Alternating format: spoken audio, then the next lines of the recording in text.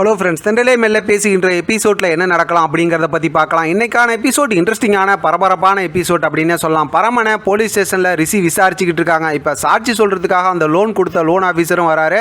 அவர் எப்பயும் போல் ரிஷி சொன்ன எல்லா விஷயத்தையும் அப்படியே ஒப்பிச்சதுக்கப்புறம் எல்லாம் நான் விசாரிச்சுக்கிறேன், நீ உள்ளே போட அப்படின்னு சொல்லிட்டு பரமனை பிடிச்சி ஜெயிலுக்குள்ளார வந்து போட்டுறாங்க ரிஷி. அதுக்கப்புறம் பார்த்தோம் அப்படின்னா நடக்கிற எல்லா விஷயத்தையும் அந்த வெள்ளச்சாமி இருக்காங்கல்ல அவங்க பார்த்துக்கிட்டு இருந்துட்டு இப்போ கலாவுக்கு ஃபோன் பண்ணி சொல்லிடுறாங்க.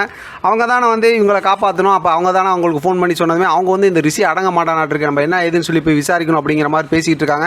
அடுத்து இங்கே இளமதி அவங்க அப்பாவும் எப்படியாவது நம்ம வீட்டிலேருந்து வெளியில் போய் பரமனை காப்பாற்றி ஆகணும் அப்படின்னு சொல்லிட்டு இப்போ ஃபோன் எங்கே இருக்குன்னு தேடி அடுத்து நம்ம எதிர்பார்த்த மாதிரியே பார்த்தோம் அப்படின்னா அவங்க அதாவது நர்மதா இருக்காங்களா அவங்களுக்கு ஃபோன் பண்ணுறாங்க. இப்போ இளமதி ஃபோன் பண்ணதுமே இப்போ நர்மதா வந்து கதவெல்லாம் திறந்து விட்டுட்டு இந்த விஷயம்லாம் பேசிட்டு போய் காப்பாற்றுறதுக்கு போகலாம் அப்படின்னா லீலா வந்துடுறாங்க. நீலாம் ஒன்றும் போவேணா போ அப்படிங்கிற மாதிரி சொல்லிடுறாங்க. இப்போ பார்த்தா இளமதி மட்டும் போலீஸ் ஸ்டேஷனுக்கு போகலாம் அப்படின்னு சொல்லிட்டு அங்கேருந்து கிளம்பி போகிறாங்க. அதுக்கடையில் ரிஷி பார்த்தோம் அப்படின்னா இன்னொரு ரவுடி கிட்ட போய் பேசி, நீ இங்கே பாரு இப்போ நான் பரமனை கொண்டு வந்து உள்ளே வச்சிருக்கேன், நீ நான் சொல்கிறது கேட்டினா இன்னும் நிரந்தரமாக பரமனை உள்ளே வச்சிடலாம் அப்படின்னு சொல்லிட்டு போதை மருந்து ஊசியை ஒன்று கையில் கொடுத்து ஒரு பெரிய ஒரு திட்டத்தை சொல்கிறாங்க. அந்த ரவுடியும் சரி அதே மாதிரி நான் செஞ்சிடறேன் அப்படிங்கிற மாதிரி சொல்கிறாங்க. இப்போ மறுபடியும் பார்த்தோம்னா அந்த கலா அம்மாவை காட்டுறாங்க. அவங்க வந்து ரிஷிக்கு ஃபோன் பண்ணாலும் ரிஷி ஃபோனை எடுக்கிறதே இல்லை.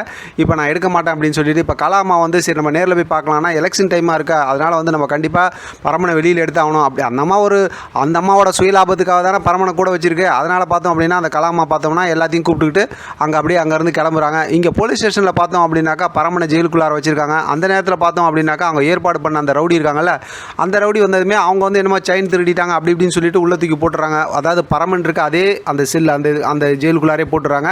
அப்போ தானே அந்த போதை ஊசி போட முடியும், போதை ஊசி போட்டால் தானே அடுத்த பிரச்சனை ஸ்டார்ட் ஆகும் அப்படிங்கிற மாதிரி எல்லாம் பண்ணிகிட்டு இருக்கும்போதே பார்த்தா இளமதி வராங்க. அப்படியே பார்த்தோம்னா ரிஷி கண்டுக்காத மாதிரி இருக்காங்க. அடுத்து இளமதி வந்து என்ன ஆகுதுன்னு விசாரிக்கும் போது வெளியெல்லாம் விட முடியாது, இந்த மாதிரி பெரிய கேஸ் அப்படி இப்படிங்கிற மாதிரி சொல்லிட்டு என்னமோ அர்ஜென்ட்டாக ஃபோன் வந்த மாதிரி அப்படியே ஒரு நாடகத்தை போட்டுட்டு ரிஷி அங்கேருந்து கிளம்பிடுறாங்க.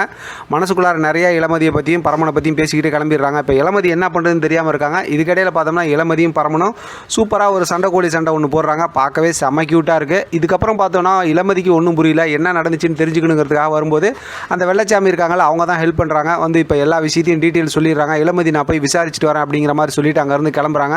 இப்போ உள்ளே வந்து இருக்கிற அந்த ரவுடிக்கிட்ட வந்து இன்னொரு போலீஸ் இருப்பாங்க, அதாவது ரிஷிக்கு விசுவாசமாக இருக்கிற அந்த போலீஸ் பார்த்தோம் அப்படின்னாக்கா அந்த விஷ ஊசியை சாப்பாட்டுக்குள்ளார வச்சு கொடுத்துட்றாங்க. அதாவது போதை ஊசியை அந்த போதை ஊசியை பார்த்தோம் அப்படின்னாக்கா எடுத்து இப்போ அதாவது சாப்பிட்டுட்டு இருக்கும்போது எப்படியாவது பரமனுக்கு போட்டுருணும் அப்படிங்கிற மாதிரி திட்டம் போட்டுட்டு இருக்காங்க. பரமன் இந்தாண்ட சாப்பிட்டுட்டு இருக்காங்க, இந்தாண்ட அந்த ரவுடி சாப்பிட்டுட்டு இருக்காங்க. பரமனுக்கு அப்பயும் சந்தேகம் வருது, இருந்தாலும் பார்த்தோம்னா அப்படியே கண்டுக்காமல் சாப்பிட்டுட்டு இருக்காரு. அதோட பார்த்தா இன்றைக்கான எபிசோட் முடிச்சிருக்காங்க. ஸ்டோரியை ரொம்பவே இன்ட்ரெஸ்டிங்காக தான் கொண்டு போயிட்டு இருக்காங்க. பார்க்கலாம் அடுத்து என்ன நடக்குதுன்னு. இன்றைக்கி அநேகமாக ஒரு சூப்பரான ப்ரொமோ வரதுக்கு வாய்ப்பு இருக்குது. அப்படி வந்துச்சுன்னா அதை வச்சு அடுத்து என்ன ஸ்டோரிங்கிறத நம்ம தொடர்ந்து பேசலாம். இதை பற்றின உங்களோட கருத்து கமெண்ட் வாசி தெரியப்படுத்துங்க. தொடர்ந்து ஆதரவு கொடுங்க. தேங்க்யூ ஃப்ரெண்ட்ஸ், தேங்க்ஸ் ஃபார் வாட்சிங்.